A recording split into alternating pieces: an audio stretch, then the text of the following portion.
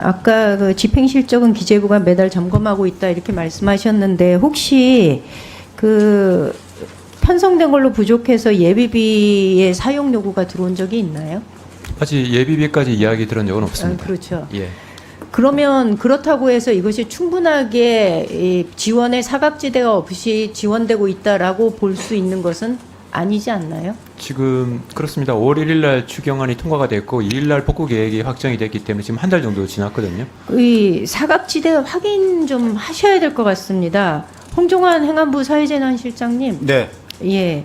혹시 NDMS에 이게 접수가 불가능해서 실제로 피해를 입었지만은 접수조차 하고 있지 못한 피해 사례에 대해서는 확인한 바가 있으십니까? 저희들이 여태까지는 그런 사례는 지금 없고요. 일단 NDMS 등록 기간이 지나더라도 별도로 신고를 하면은 인정을 해주고 있습니다. 지자체 항목 자체가 없습니다. 항목 자체가 없어서 현장에 가서 보면은요.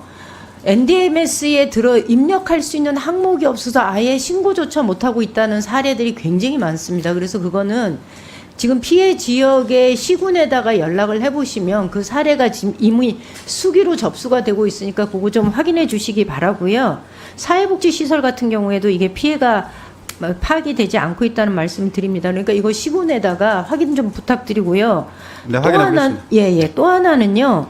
주민들이 답답해하는 것 중에 하나가 지원을 받긴 받았어요. 통장에 돈이 들어오는데 이게 뭔 돈인지 몰라요.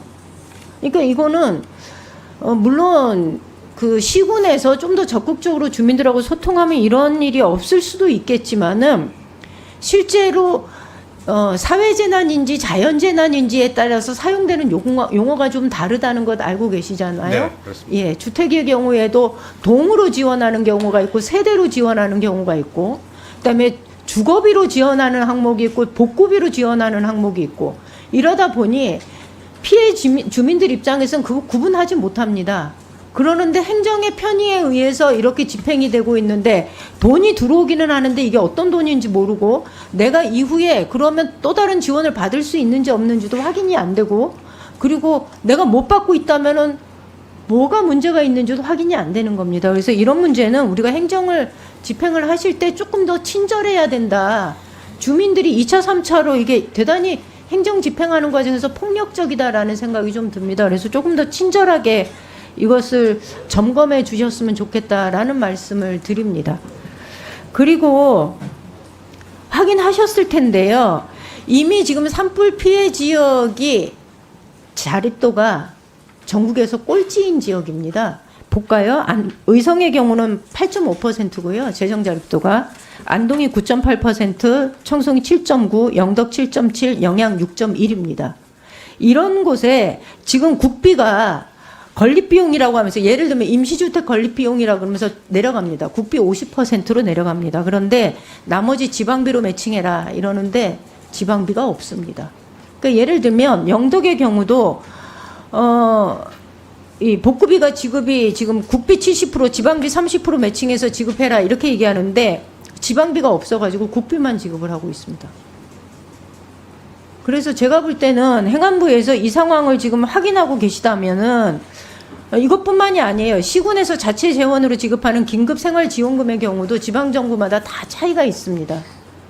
그러니까 이웃에서 피해가 발생했는데 지역 주민들이 갖는 그 뭐라 그럴까 피해는 이게 뭐라 그러죠 박탈감은 굉장히 더 큽니다. 저는 시급하게 행안부에서 그 교부금을 2차로 지난번에 내려가기는 했지만 2차로 다시 좀 교부할 것을 검토를 해야 되지 않을까라는 생각이 드는데 차관님, 실장님 혹시 네네. 계획이 있으신가요? 뭐 추가적인 재난 수요가 있으면은 당연히 이제 특별세도 검토를 해야 될 거라고 생각을 합니다. 어쨌든 저희들이 검토하겠습니다.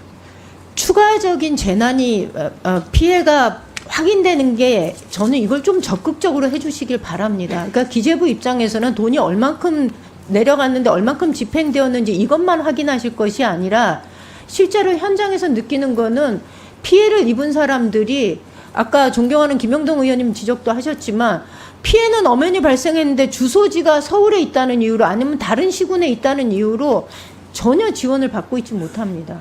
그러니까 이런 사례들도 부지기수로 발생하고 있다는 것을 확인하시고 다시 점검해 주시기 바랍니다. 네, 노력하겠습니다.